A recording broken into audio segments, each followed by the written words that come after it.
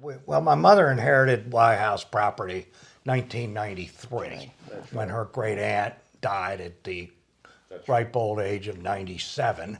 And so Beverly and I, we started coming very regularly. Yeah. And after 2000, when our daughter finished high school and went off to college, we basically came every weekend. Yeah. And that was the 15 years of restoring and redoing all these gardens. Well, What but it's really important. attracted us to Horn Point was the educational part, Yeah. and Right. I mean, we're interested obviously in the environmental science and the impact, but the first time we really got to know Horn Point was when they had an open house kind of thing, only it was at Londonderry, when Liz Friedlander was the Yeah. director of development or whatever her title was, and they had the students there with their little stations and a couple of posters and what have you, and you walked around and talked to them. And It was fascinating. It was so interesting. The thing I also liked about it was they had been told to not be in the stratosphere and talking to us, to try to make it so that we would understand what their goal was and what they're trying to discover.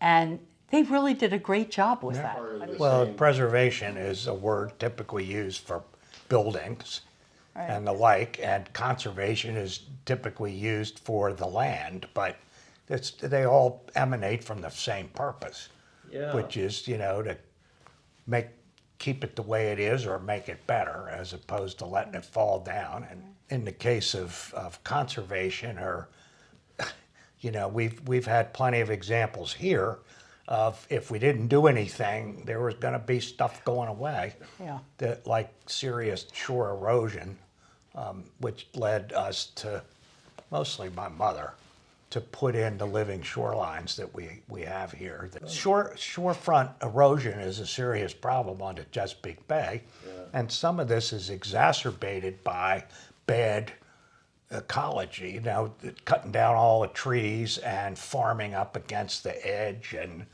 other stuff like that, no buffers. These are important to us. And so, I look on the future of the Bay and the solutions as a combination of advocacy groups like the Chesapeake Bay Foundation, lobbying in Washington, Annapolis, Richmond, Harrisburg, coupled with the science.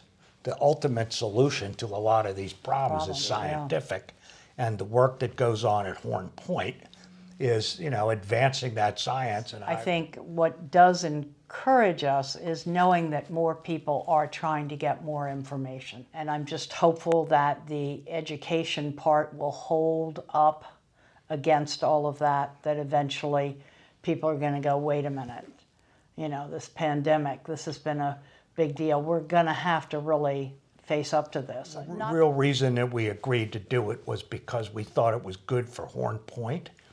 That I think there's still a bit too much of a well-kept secret down there, and there are an awful lot of people in Talbot County that really don't know much, if anything, about Horn Point. Probably a large percent have never heard of it, and those that have can't really tell you with any what does it degree of do? specificity exactly what it I think does. the other thing is to have the students feel the support from the community of dollars that might assist them in getting their projects done. I couldn't agree more with Beverly that, this is a real pat on the back, and having these kids periodically to have people from the outside, not just the faculty, to say, this is important what you're doing, we're interested in it, and, keep up the good work. I think that makes a real difference. Yeah.